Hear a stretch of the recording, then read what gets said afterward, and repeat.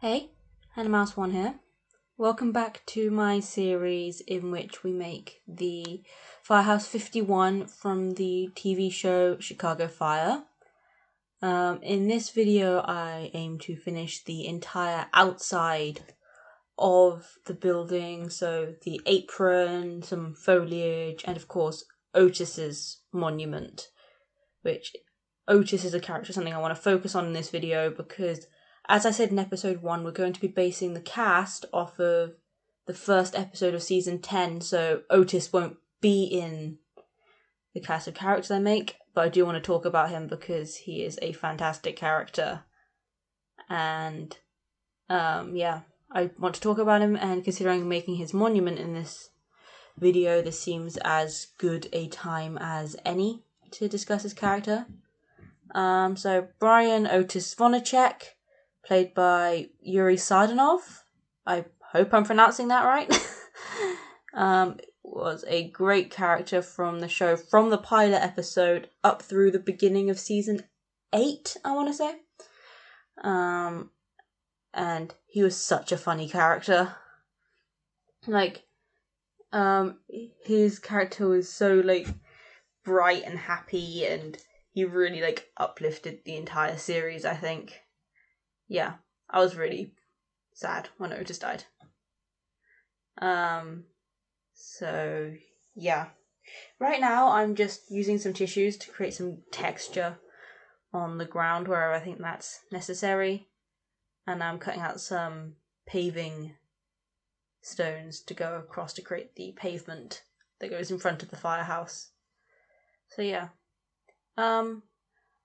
I think the reason Otis was such a cool character was that he was quite, different to the other characters. They often, jostled him because he was the, more, I don't want to say childish, because a lot, liking sci-fi isn't childish per se, but, they often make jokes that he's more childish, like when he bought that Doctor Who Lego set thing or whatever. The writers also seemed to like putting Otis through a lot, didn't they? In season 2, when Katie was kidnapped, that hit him pretty hard. He was, shot. And then, of course, the episodes, I'm Not Leaving You Through Sacred Ground were really brutal. And, of course, his friendship with, Joe Cruz was something really special. I am so glad they decided to name Cruz's kid Brian after Otis. I think it is really sweet.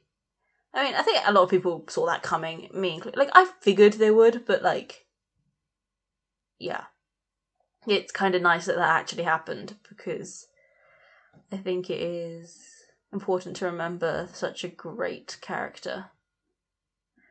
I'm going on to the painting now, just using brown to mark out dirt and stuff, going around any areas that are going to have grass on them, just going around the edges, and I'm going to colour in green to blend it in, but it does add a bit of variation, which I like. A lot of the stuff I make in this video is made out of cocktail sticks, like the lamp, the street lamps, the fences, the flagpoles. A lot of stuff is made out of toothpicks in various colours. So, yeah. I do some in silver, some in yellow, all sorts. And, yeah. I found this video really fun to make, because a lot of it was making lots of tiny little pieces that go together to make the big thing. I enjoy, painting walls and stuff, but I so much more prefer making, the street lamps and the fences and all that. A lot of it's frustrating and fiddly, but, it's the exact sort of thing that I really love. So, yeah, this was a lot of fun to do. And obviously from the next episode, I'm going to be working on the inside, which I don't know if I'm looking forward to or slightly dreading. It's harder to get an idea what the inside looks like by stalking Firehouse 18 through Google Maps. So, yeah, I'm actually going to have to go through and watch the episodes in really close detail to try and pick up as many details as possible for that. but yeah. This grey paint's really annoying because it dries so much lighter than it goes down, so it's always hard to tell what things are going to look like before it dries. But still, I was able to make it work. So, yeah. I go through and I do a lot of dry brushing on any, like, foliage areas, where I just go, like, with a dry brush and just feather over, almost, any areas. I also use a cream between the green and the brown of the dirt to almost make it look like dry, almost gravelly, sandy stuff. And to make the trees, I use my standard paper mache mixture of flour, water, salt, and then just massaging that into paper. Trees don't have to be accurate because they're organic and they don't have to look exactly like perfect. In fact, I think I did the trees almost too perfect. Like, they all look too samey. Like, I should have done more variety, I think. But, yeah. Hey, it works. I think it looks cute and cool, and I like it, so. Yeah. I am happy with how everything in this video comes out.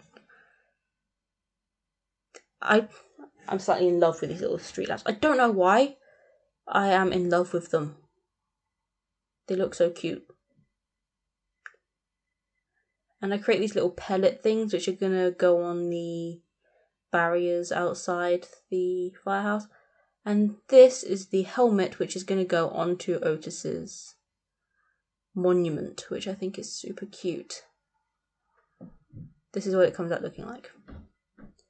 As for the bushes and stuff, I just dip tissue paper into watered down glue. I keep it in a Mod Podge container, but it is literally just watered down glue. I made it myself by just getting PVA and adding water. It's not real Mod Podge. And then I just allow those to dry in place. It just adds a bit of like 3D to it, and I think they look super cool.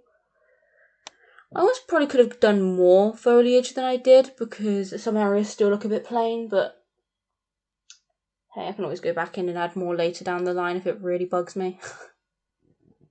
So yeah. For these pieces, I stick them onto little paper circles, and then I create little wooden, like, cardboard blocks for them to go on by just sticking pieces of cardboard together and then casing them in paper. And yeah. Otis's monument, I make in much the same way, except I stagger it more. Like, I use 3 pieces of cardboard and then I stick the helmet on top. The helmet is a bit big in proportion to the piece, but this entire project's fairly stylized and all that, so I'm not too worried about getting proportions exactly as they would be in real life, because I can tell you right now that ain't gonna happen. I'm not that talented. So yeah. I'm just tidying everything up, going over the pavement and the edges of the apron, just to make everything look nice and neat. I draw some like darker lines and like weathering onto the apron in almost like a wheel pattern, which I think looks okay. It's a bit messy, but I think weathering should be messy. Like, nature doesn't weather things down in an exact pattern, does it? Like, things like that happen naturally and messily, and yeah, it's not going to be perfectly uniform. So yeah, after tidying up, I know it looks a total mess, but that's just because the grey dries so much lighter, so when it goes down it looks really dark and messy. I go over everything that I need to go over and just start touching up paint jobs and adding small details and all that. Here I'm painting the fences. The fences that I put around, the metal railings and stuff that go around the front of the firehouse, I swear to God they were trying to kill me. I made them out of thread because that's how much of a genius I am. God, I regret that so much. It was like, they're so annoying and fiddly, but they do look good. I couldn't think of how else to get the metal thin enough to where I'd like it. But at the same time, I really wish I could have thought of something else because I never want to do that again. So, yeah. Here I'm just adding lots of details to the pieces that are going to go outside the front. The little, like, sirens that go off when the fire engines and fire trucks and squads and all that leave the firehouse. Oh, getting these pieces into place was annoying. Little like, I don't know what they are, things that go outside the firehouse. They were annoying to put together. Apparently I decided the trees weren't tall enough, so I ended up extending those before painting them. So yeah. These took forever to dry. Like, the leaves on them took forever to dry. But, hey, I was able to get them done in time. I create these little flags by just folding down pieces of paper and gluing them on. I did not know Chicago had its own flag until I made this project. I was trying to work out what was on the second flag, and I was like, okay, so it's got blue with red stars in the middle, and I just googled it. Oh, Chicago has a flag. Of course it does. Why not? But the other one, of course, is the Stars and Stripes of the USA. So, yeah. The paper's really transparent, so you can see the blue right through it, but I do touch it up and neaten it up later. So this is what we've got in the end. The flags are really messy, but they are very small, so here's that. Thanks for watching. I hope you enjoyed this video. I will see you next week. Bye!